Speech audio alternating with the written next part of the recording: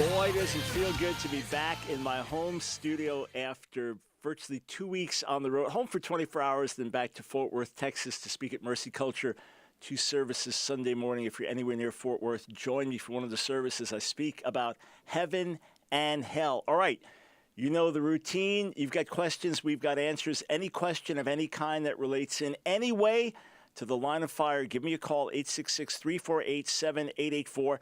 And for the 100th time, 1,000th time, God knows exactly what time, an invitation to those who differ, to critics, to those who bash us on social media. Call me. Tell me where I'm so wrong. Tell me where I'm so misinformed, and we'll have a friendly discussion. 866-348-7884. Okay, I'm going to the phones momentarily, but thank you for those who prayed during this recent trip. Left home 2 weeks ago Sunday. 3 days at Christ for the Nations, teaching there, doing radio in the afternoon, 2 days at Spiritual Leadership School in Fort Worth, so Dallas, then Fort Worth, doing radio from the studios there. Flew to San Francisco Friday night, a week and a half ago Friday.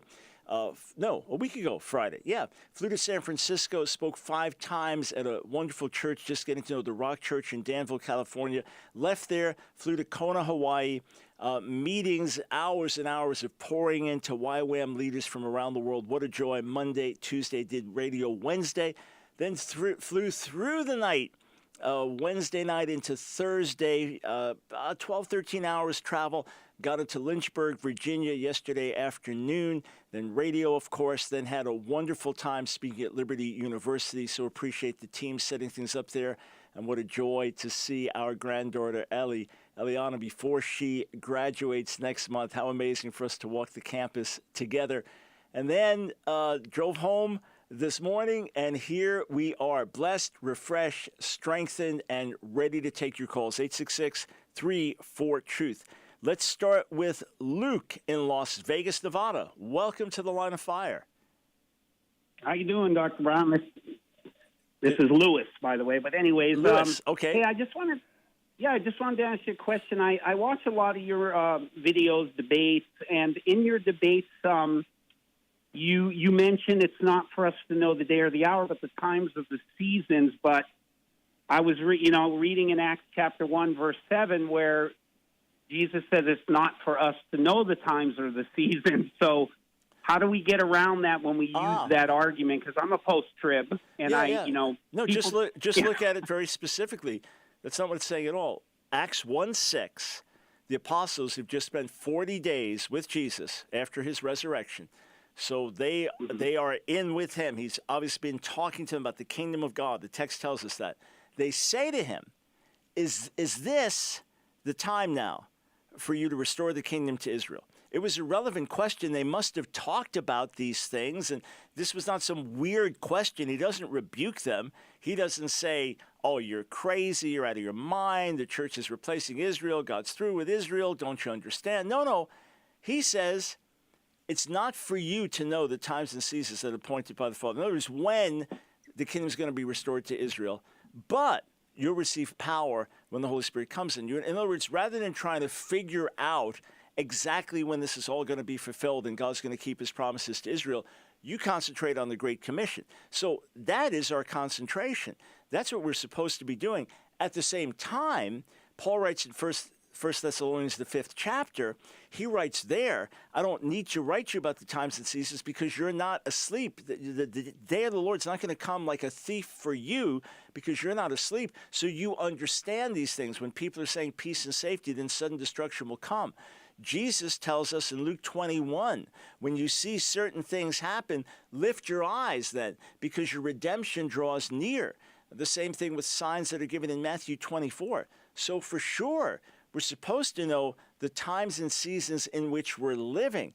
Jesus rebukes the religious leaders in Matthew 16 because they can tell the weather, but they don't know the time of their visitation. They don't understand the times and the seasons. 1 Chronicles 12:32, the sons of Issachar understood the times and knew what Israel should do. They were an essential part of David's army. So it's very important for us to understand when we live, what's happening, the situation in the world, and how we are to respond. But for the apostles then 2,000 years ago, don't worry about when God restores the kingdom to Israel. You preach the gospel. now that Israel is in its 75th year, 75th anniversary next month, and that the Great Commission is massively beyond where it was in the first century, we should understand the times and seasons in which we live, but we still don't know the day or the hour. But we should absolutely know the times and the seasons. But think, 2,000 years ago, what's Jesus going to say? Yeah, well, at least 1,900 plus years from now, it still won't have happened. The kingdom still won't be restored to Israel. No, that's irrelevant. I don't need to know if Jesus is not coming for 3,000 years or 2,000 years. You know, if that's the detail, it's like just be busy doing the work of God today. And that's the ultimate lesson for all of us. Amen. Can I ask you just a Greek word real quick? Sure. And just tell me what it means. The keeping you from passage in your argument, you know, John 17:15 is Jesus showing the difference, keeping you from and taking you out. Mm-hmm. I was watching a video of a Greek guy teaching the other day, and he said if Paul wanted to relay that, keeping you through and from keeping you from, there's a different Greek word, and he said it was dia terero, T-E-R-E-R-O. Right. He said he would have used that word for keeping you from, not the one he used, which is keeping you through. Well, hang on. Why was he referencing Paul? Because he's saying he was addressing the argument about keeping you through in contrast to keeping you from. But Paul doesn't. And he said the word but Lewis, that would have Lewis, been hang on. used. Lewis, hang on. Paul doesn't use that argument. Paul doesn't say those words at all. Okay? Revelation 3:10, there was a promise to the ancient church in Philadelphia, because you've been faithful, I will keep you from the hour of trial coming on the whole world.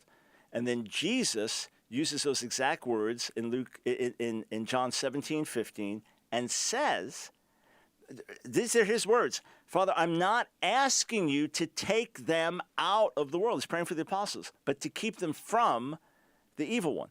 Right, so what does Paul have to do with this? No, I made a mistake. He meant okay. John. He said if it was protecting you, he would have used dia terero, D-I-A. Right. So it's dia. Right. No, there's two separate words. It's to keep, and then dia is the preposition. But Jesus is explicit. I am not asking you to take them out of the world. He's praying for his apostles, right? Not even for us. Right.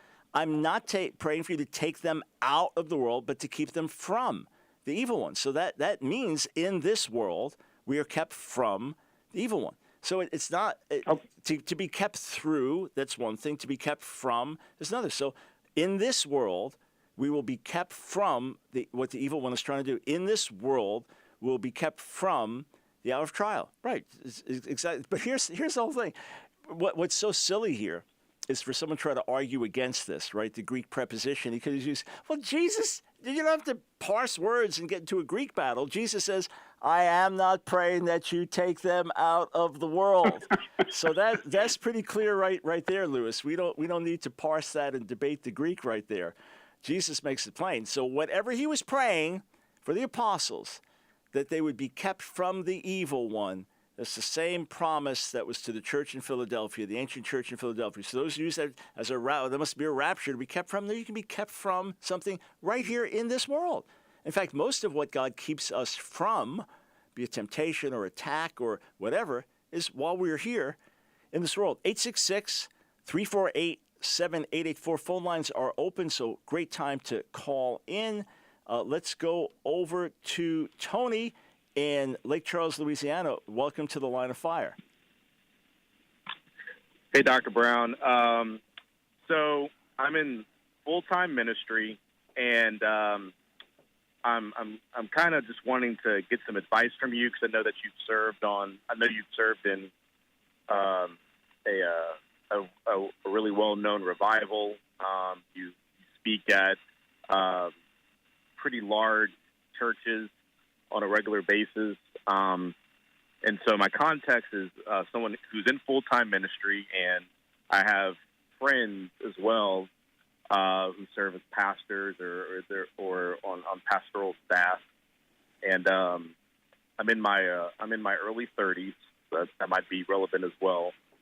I'm trying not to grow cynical, but as I understand the parable of the talents, Jesus appears to define, quote unquote, success in the now and the not yet, in terms of what we're supposed to do for him, as just simply being faithful.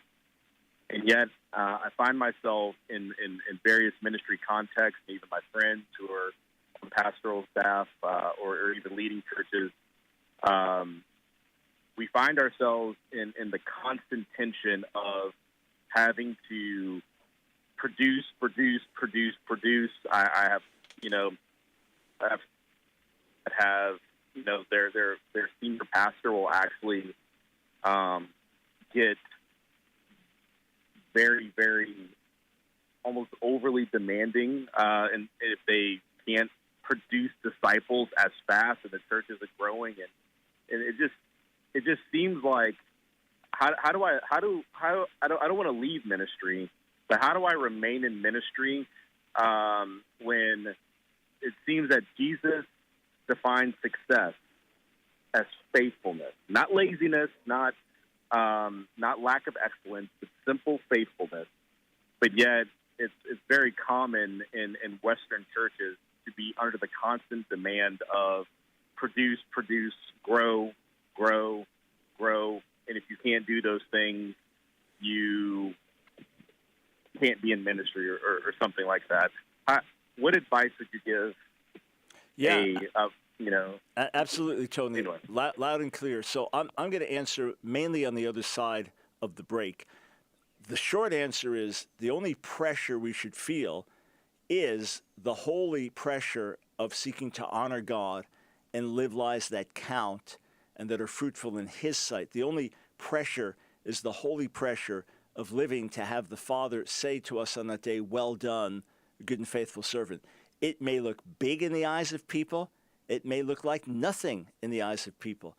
And say the church in Corinth, when Paul wrote to them in 1 Corinthians 1, think of the mess that they were. And they had maybe between 50 and 75 people at that point. That was Paul. So we need to cast off carnal human pressure, especially the American bigger is better mentality, and live in obedience to what God's saying. All right, I'll be right back with more of an answer.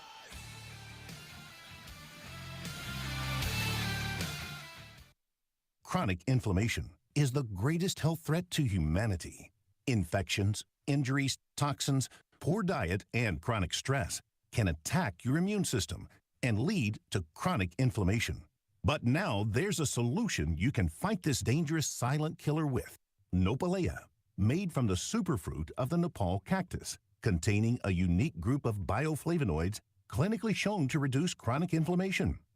In a random, double-blind, placebo-controlled study, it showed a reduction of elevated at-risk C-reactive protein levels, resulting in an improvement in range of motion in the back, neck, and joints, and an overall improvement in the quality of life. Nopalea has helped thousands of people by lowering levels of chronic inflammation. Let's hear what customers are saying. I'm a personal trainer and owner of 3 gyms. Super excited, doing a renovation in here, bringing new equipment in. And as I was bringing the new equipment in, I was trying to move a piece. I moved, the equipment didn't move, and I injured myself severely. So it was frustrating. It was really depressing. I wasn't able to work out. I wasn't able to train. I wasn't able to do just normal daily functions. After taking Nopalea, I found that it really helped with my recovery, not only with my severe injury in my back, but it also helped in my recovery of my workouts. Nopalea has helped thousands of people by lowering levels of chronic inflammation. To place your order, call 800-771-5584 or online at Trivita.com. As a new customer introductory offer, use promo code BROWN25 for a 25% discount on your purchase of Nopalea. And 100% of your first order will go to the support of Line of Fire. Go to Trivita.com or call 800-771-5584. Again, 800-771-5584. It's The Line of Fire with your host, Dr. Michael Brown. Get on The Line of Fire by calling 866-34-TRUTH. Here again is Dr. Michael Brown. Thanks, friends, for joining us. Hey, shout out to our sponsor, Trivita. Thank you for your sponsorship, your participation, helping us reach so many more people with the Line of Fire broadcast. And thank you for the great products which accompany me wherever I go. Friends, the schedule that I keep, the life that I live, first, God's grace. Second, healthy eating, healthy diet. Oh, man, I'm telling you, a guy was talking to me last night, a young guy said, you're like Moses, is old. You're just not fading, not a bit. I'm getting younger every year by God's grace. And these wellness supplements have been a blessing too. I just saw a regular listener post that he's been using Flora Complete, which I haven't used. And it's fixed some gut issues that he's had for a long time. So check it out, 800-771-5584. Say, hey, I've got questions about this or that. And the folks there, the wellness consultants, will guide you. And then, of course, 100% of your first order is a donation from Trivita to help us reach more people with the Line of Fire. You can also go online, Trivita.com, but make sure you use the code BROWN25 to get your discount. All right, so back to Tony in Lake Charles. So I feel a holy pressure, which is life-giving, not life-sapping. I feel a holy pressure to be more effective, to impact more people, because God has called me to. Whatever many people we reach now, however many millions we've been able to reach over the years, my heart burns to reach more. My heart burns to make a greater impact, to see the nation shaken, to see Israel saved. I burn with that day and night, but it's not oppressive to me, Tony. It drives me to be with the Lord more. It comes out of my intimate fellowship with him. And nobody on my staff, nobody on my team, and nobody in any ministry I've ever led over the years, nobody in a church that I've been an active leadership part of, no one has ever had some kind of quota that they had to meet. No one has ever had okay, this is our target. We want to do this. We want to do this. Our target is to be with the Lord, hear his voice, and do what he calls us to do, and do it with excellence in a way that glorifies him, whether it looks big or small in the eyes of men. There's a little quote that says, find out what God would have you do and do that little well. For what is great and what is small, 'tis only God can tell. There are people whose main calling is to labor in the prayer room, and they have small groups of people, and then their best friend is pastoring a church of 10,000, and they've got 30 or 40 in their house of prayer, and they're both doing what God called them to do. A lot of what looks big, a lot of what glitters is not gold, and is not lasting. And 1 Corinthians 3 says that all of our work will be tested by fire, and the fire will determine the quality of that work. So it may be being in the right fit. In other words, it's great to have a visionary leader, and God can speak to that leader. The Lord told us we're to plant 30 new home groups this year. So in order to do that, we have to get this in order. And now you give yourselves to that. It's another thing like a salesman that you have to go out and meet your quota and produce. So if it's a visionary leader and they've heard from God spoke to me that we are to double our congregation in the next year, and that's only going to happen if we serve our community better and do more outreach. So let's get the mind of God as to how to do that. And then you all throw yourselves in together and you run. That's one thing. But the idea of if we don't have X number of new people or X number of new dollars or X number of new plants or this and that we're not succeeding, who says that? I mean, where is that written? Where is success determined by numerical growth alone?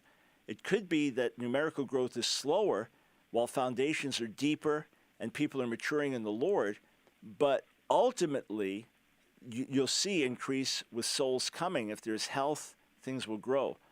So it may be that over time, Tony, that you find another church environment where you don't feel that outward pressure, or else you just have to say to the Lord, your yoke is easy, your burden is light. So whatever you're calling me to do, it should fit right, and I should be able to do it without strife. So one question for you, sir. Have you ever had a respectful, candid conversation with your pastor about what feels to you like fleshly pressure to succeed rather than kingdom growth? Yes. And on one hand, I feel like he has said, oh, no.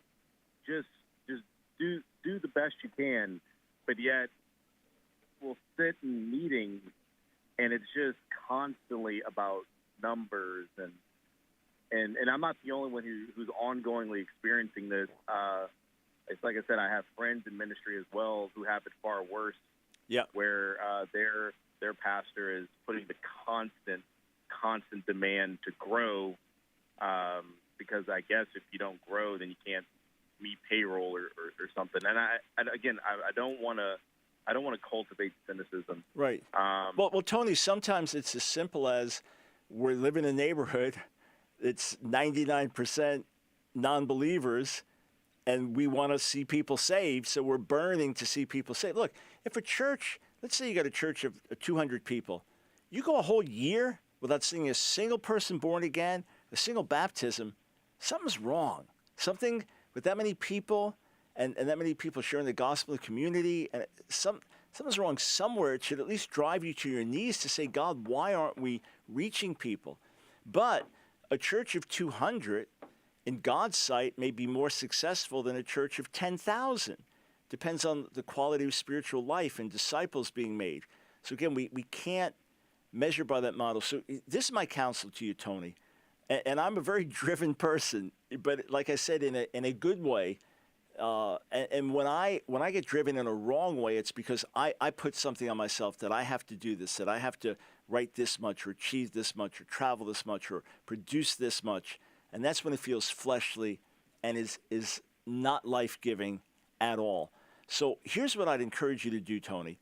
First, pray daily, beautiful, wonderful prayers for your pastor. Prayers that you would love someone to pray for you.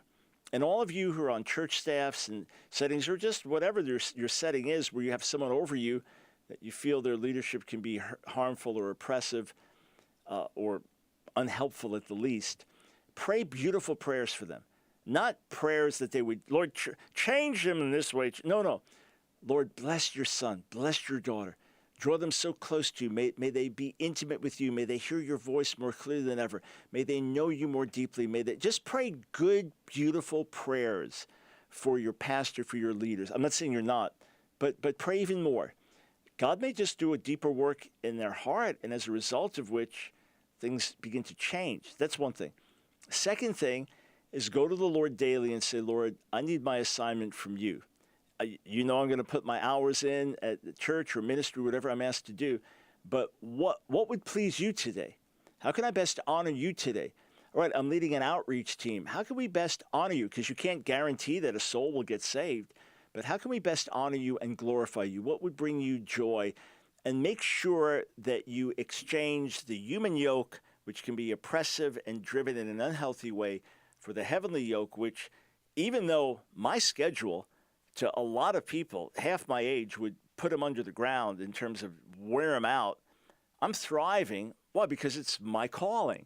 It's because what the Lord gave me to do. It's my assignment, and therefore that yoke is light, or the burden is light. The yoke fits just right. I go do what someone else is called, and I can't, how in the world? I can't handle that for 10 seconds. How do you carry it? Because it's their assignment. So in the midst of your job responsibilities, hold that up. Don't be irresponsible, but then say, Lord, I need your yoke, which fits right.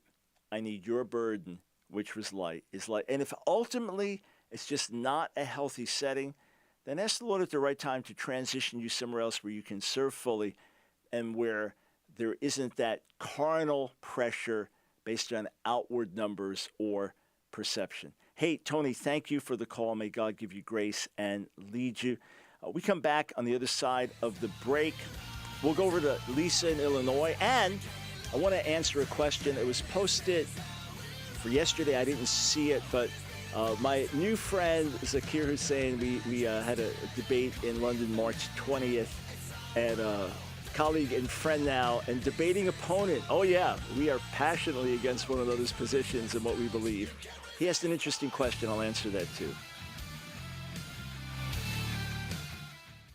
Hey friends, this is Dr. Michael Brown. I want to invite you to join our support team. Make an investment of $1 a day that will absolutely last forever. You know, the Lord has given us a holy mandate to blanket America with the Line of Fire broadcast. And on a regular basis, we hear from folks writing in, Dr. Brown, I used to be a practicing homosexual. I listened to you. I heard grace and truth together. I was changed. We hear from pastors who say, thank you for speaking with compassion, but giving us backbone and courage. And we know across America, so many believers are getting healthy and strong through listening to the broadcast, through listening to these messages as we tackle the controversies, the most difficult issues of the day. We even hear from former Muslims who've come to faith, from Jewish people who now believe in Jesus, Yeshua the Messiah, through this broadcast and our resources. So join our support team. $1 or more per day makes you an official torchbearer. Immediately, you will get access to hundreds of hours of terrific online classes and exclusive video content. Every single month, we'll send you a brand new audio message, and along with it, an insider prayer newsletter where we'll talk about the things that are going to be coming in our ministry and share some of the amazing testimonies of the fruit that you are a part of. And when you do sign up, I want to give you 2 books as a special gift. First, Compassionate Father, A Consuming Fire.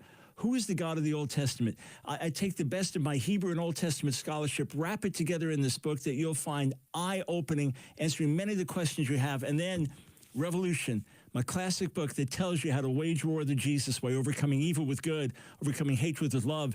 We are transformed. We can bring transformation to the nation. So call this number now, 800-538-5275. That's 800-538-5275. Say, I'd like to become a torchbearer, or go to AskDrBrown.org. Click on Donate Monthly Support. It's The Line of Fire with your host, Dr. Michael Brown. Get on The Line of Fire by calling 866-34-TRUTH. Here again is Dr. Michael Brown. A giant thank you to our new torchbearers and supporters. Something's happening we've never seen in all my years in ministry as we are in this fresh new expansion of the Line of Fire broadcast. Wind in our sails and people coming up saying, hey, I want to help. I want to be part of this. It is a joy to witness knowing that more lives will be impacted. So thank you for joining with us. I hope you're blessed by the materials you send, the 2 books we start you off with. And be sure all of our torchbearers explore all the benefits that you get as a monthly supporter. Make sure you take advantage of everything. And to join our support team, 800-538-5275 is the number to call, 800-538-5275. Thank you for teaming together. Together, friends, we're making a difference. I was so blessed after speaking at Liberty University last night just to talk to a bunch of young people that were there and to hear the testimony of how we've been a blessing. And it's not me, it's joint. It's us together making this impact. So thank you. All right, let us go to Lisa in Illinois. Welcome to the Line of Fire. Hi, Dr. Brown. Thank you for your ministry. My question is regarding Colossians 2:11 and 12. Mm-hmm. It's talking about circumcision in Christ and being buried with him in baptism. Yep. So is this saying that baptism is now replacing the Jewish tradition of circumcision? And if so, that is why we can baptize babies and children versus a believer's baptism? Yes, Lisa. There are Christians who use the text to say that, but I don't believe it has anything to do with that whatsoever. I don't believe there's any connection whatsoever. And we do know that Jewish believers did continue to circumcise their sons in New Testament times, that Paul explicitly in Acts 21 says that he was not, he goes out of his way in after the Council of Jacob, to show that he was not teaching Jewish followers of Jesus to not circumcise their sons. He opposed trying to get Gentile Christians to be circumcised or circumcise their sons. And in Galatians 2, he plainly rebukes that. And that Titus, who was a Gentile, he opposed to being circumcised. In Acts 16, Timothy, whose mother was Jewish, father was Gentile, so is he Jewish or Gentile? There's ambiguity. So he had Timothy circumcised to remove the ambiguity that he was really Jewish. But no, this is absolutely not saying it at all. Let me just read the verses. In him, verse 11, you are also circumcised with a circumcision not performed by human hands.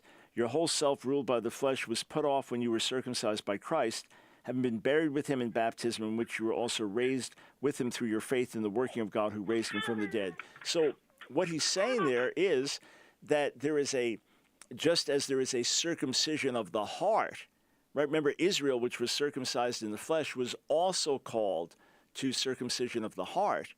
That this is, when you're baptized, it's a circumcision of the heart as well. But in the New Testament context, the only ones who were baptized were believers.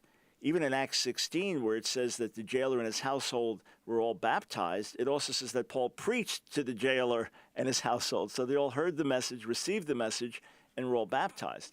So the idea of circumcision being a rite performed at birth or after birth, shortly after birth, to dedicate a baby to the Lord is just not found in the New Testament. With all respect to my friends who believe in infant baptism, it's not found there, nor does this text teach it. It's simply not what's being said. And even if you are arguing that baptism is a circumcision, well, what does that have to do with the sign of circumcision? Right? This is not a spiritual act of putting away sin. What does that have to do with the physical sign of circumcision that God gave Abraham for his descendants as a sign of the covenant? It's unrelated. So yes, baptism is a sort of spiritual circumcision, but it doesn't take the place of circumcision, nor is that taught anywhere in the New Testament. And just think of this, all the circumcised Jews that were baptized in the book of Acts, they're two separate things. You're circumcised as a Jew set apart for the covenant and in connection with Abraham, Isaac, and Jacob, and you're baptized in response to a message of repentance. Two separate animals.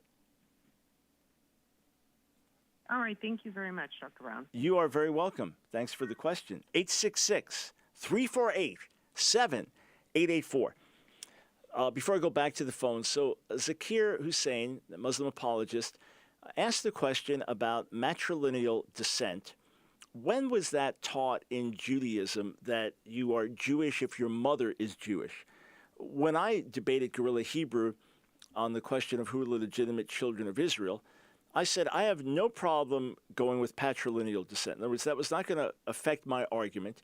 And you can make a biblical case for patrilineal descent, namely that descent is traced through the father. For example, Solomon has foreign wives, right? Wouldn't that mean that the children of Solomon and a foreign wife, therefore the children were foreigners? The traditional Jewish argument would be, well, they obviously converted to Judaism in order to marry Solomon. Of course, that's not there in the text. The text says that they turned his heart away from God to worship other gods. But first, where does traditional Judaism get the idea that descent is through the mother? It mainly comes from texts like Ezra, the 9th chapter, not only, but largely, where the priests and the Israelites intermarried with pagan women. And what happened was God said they had to divorce because these were illegitimate marriages. These were not women like Ruth that became part of the children of Israel and converted to worship the God of Israel, but rather these were foreign pagan wives that they intermarried with. And when Ezra had them divorce, he had them send the women and children away. So the understanding in traditional Judaism is that the children were also considered unclean because they were part of that unclean marriage. And therefore, if it had been through the father, they would have been legitimate descendants, but it obviously comes through the mother. They might also point to the daughters of Zelophehad in the book of Numbers, where here's a man, Zelophehad has no sons, and they said, what about the inheritance? So they have to marry within the tribe, but the inheritance then comes through the daughters. It's not a primary argument that's used, but theoretically could be used. I don't use those arguments myself. So that's some of the why. The question is when. It seems to be debatable. There's a good article by Shia Cohen on this, where he deals with Paul circumcising Timothy in Acts 16 that I happened to reference a few minutes ago, and says that it seems apparent that in the first century there was still debate about this. If your mother's Jewish, your father's Gentile, are you Jewish or not? There was debate over it. And so as to remove debate, Paul goes ahead and circumcises Timothy, right? But that would also indicate something interesting. That would indicate potentially then that Paul understood Jewishness as coming through the mother, right? Paul came to Derbe, then to Lystra, where a disciple named Timothy lived, whose mother was Jewish and a believer, but his father was a Greek. The believers at Lystra and Iconium spoke well of him. Paul wanted to take him along on the journey for his Jewish mission and beyond, for his Gentile mission, but starting with Jews. So he circumcised him because of the Jews who lived in the area, for they all knew that his father was a Greek. You could say, no, it's the other way, because the father being a Greek, therefore is not legitimately Jewish, has to be circumcised. Either way, there seems to be debate about this still in the first century. So it wouldn't be until the second century and after that this became more fully codified in Judaism. You could make that argument that matrilineal descent became more fully codified in Judaism second century beyond, whereas in the first century there was still debate about it. 866-348-7884. Let's go to Doug in Raleigh, North Carolina. Welcome to the Line of Fire. Hello, Doug. That was an interesting question I was going to answer about being a pro-choice conservative. I don't think that's possible. Not if you're a biblically based conservative, you can't be pro-abortion. If you are a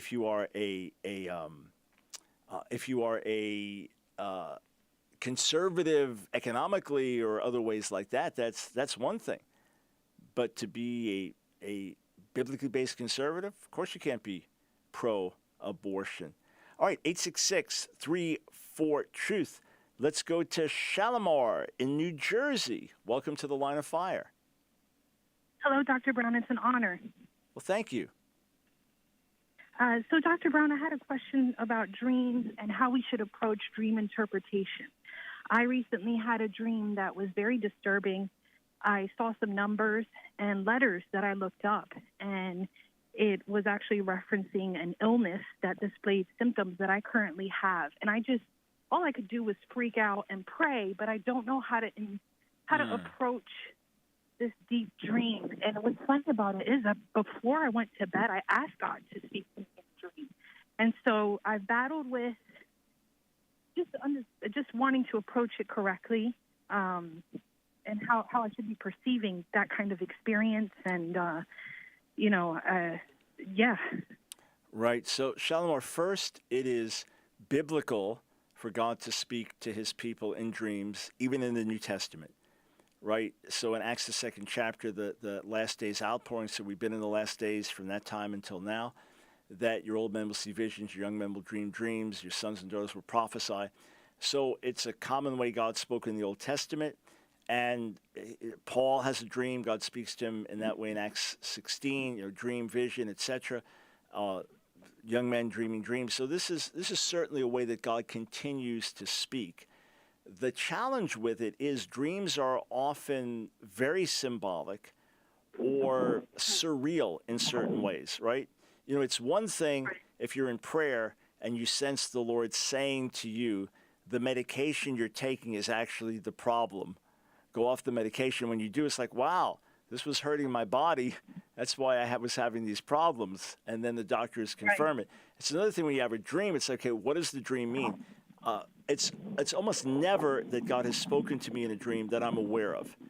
The few dreams I've had that seem to be prophetic but could have just well been reflections of what I'm thinking about a lot and have on my mind, and that's why I'm dreaming about it in a way that seems prophetic. I know others where God speaks to them in dreams all the time, and some with shocking, scary accuracy. I'm talking about uncanny accuracy. But here's the general principle. Unless you know someone that the Lord has really gifted with interpretation of dreams, that on a consistent basis, someone can come to them, like a Joseph or a Daniel in the Bible, and say, I dreamed this. What does it mean? What does it symbolize, right? Because the dream might be animals or it's stars in the sky or, like you said, words or numbers. Like, what does it mean? So unless you know someone that's really gifted in dream interpretation, I'm not. I've had people say, I had this dream and I'm trying to sort it out. And I was like, I have no clue. So unless that happens, you ask the Lord, if you're giving me this dream, you have to show me what it means. If you're speaking to me through a dream, Lord, then show me what it means. Either he'll give another word that will unlock it, or another dream, or an interpretation. Lord, if you send me the dream, send me the interpretation. Be at peace until that happens. May the Lord bless. Nopalea has helped thousands of people by lowering levels of chronic inflammation. I really enjoy being physical. It's something I've just always loved, but I've definitely had times where it's really crippled me up. Being a horse trainer can be pretty physically demanding with all the duties that I have, not just riding horses for a living, saddling horses, caring for the horses. I feel like No Playa just took the edge off, and then it's continued to keep me from getting sore. No Playa, it's been a huge blessing. Now there's a solution by lowering levels of chronic inflammation. Nopalea, made from the superfruit of the Nepal cactus, containing a unique group of bioflavonoids clinically shown to reduce chronic inflammation. In a random, double-blind, placebo-controlled study, it showed a reduction of elevated at-risk C-reactive protein levels, resulting in an improvement in range of motion in the back, neck, and joints, and an overall improvement in the quality of life. It's fun to be on the golf course again. I'm able to swing the club freely. Hopefully, I'm hitting better golf shots.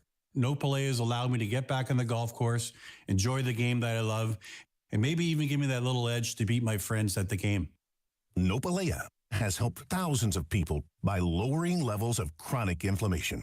To place your order, call 800-771-5584 or online at Trivita.com.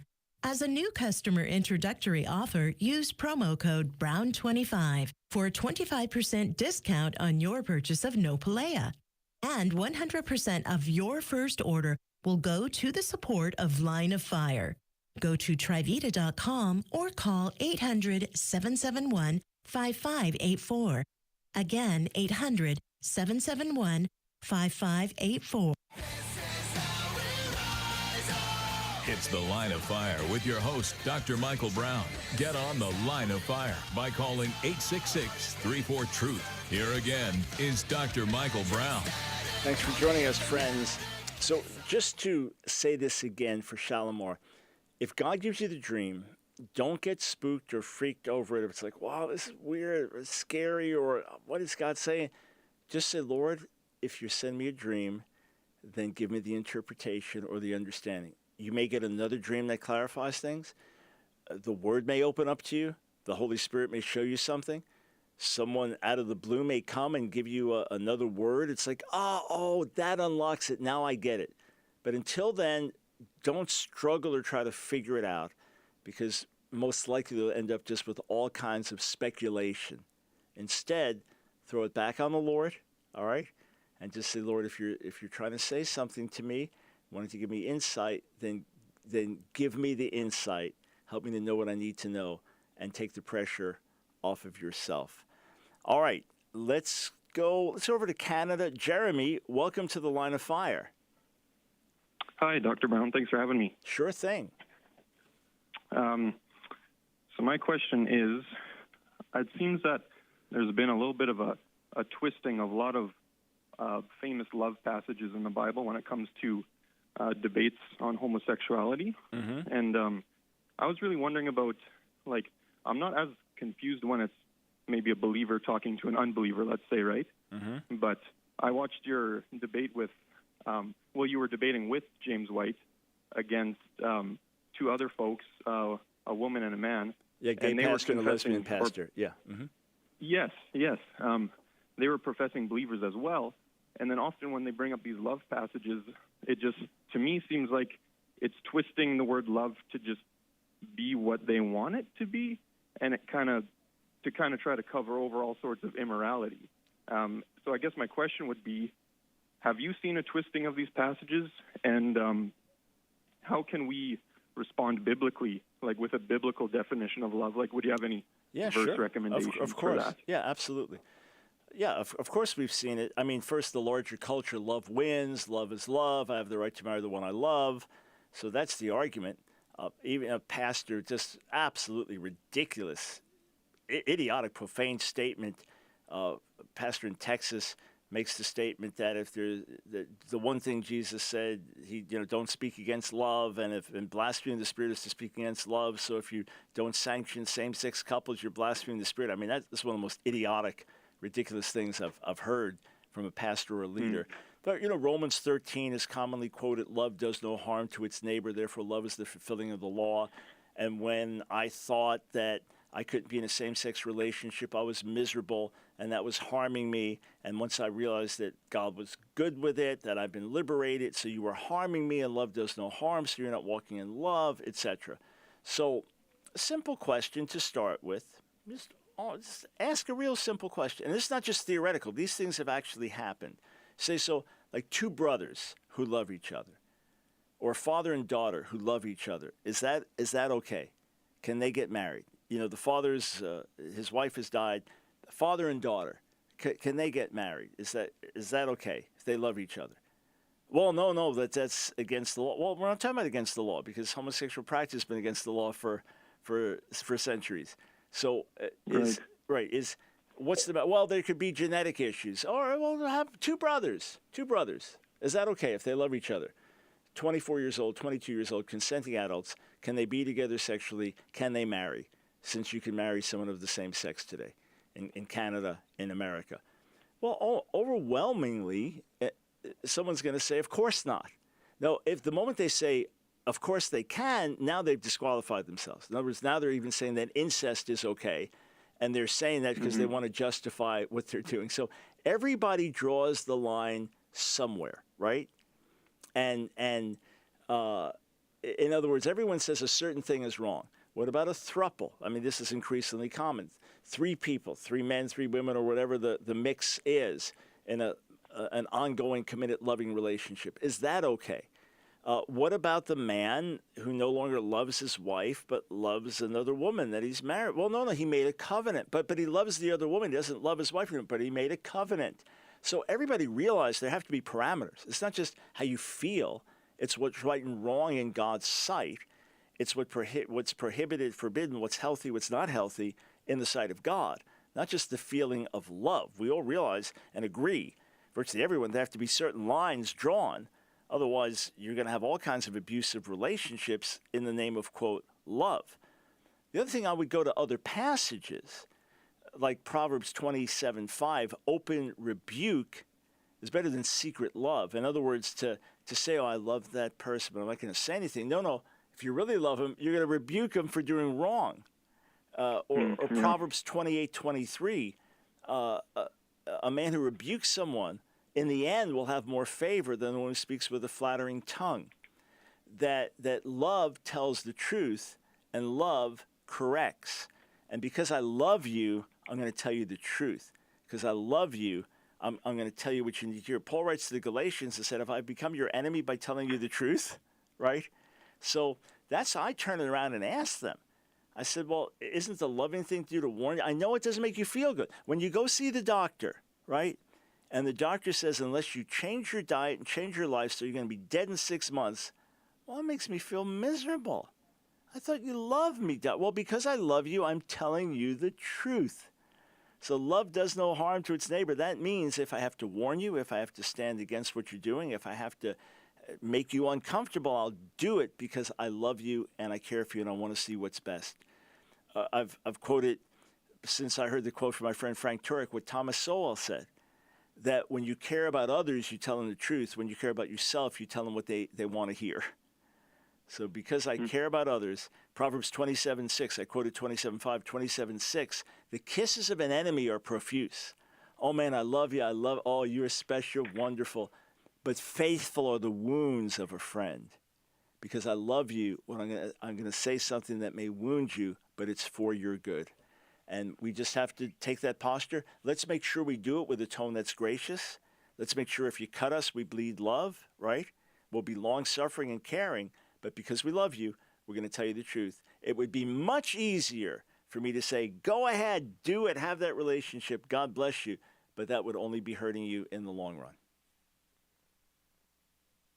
Right on. Thank you so much. You are very welcome, Jeremy.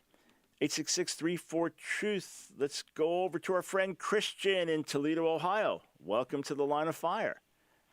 How you doing, brother? I'm doing great. Thank you. That's good. So, quick questions. I was talking to some Mormons and a couple of brothers in Christ as well. And I was showing, scripture, and I think it's 4 verse 11, and where it says that Yahweh says that I overthrew some of you as God overthrew Sodom and Gomorrah, right? And I was showing that this is, show that God is not just one person, he's three persons, right?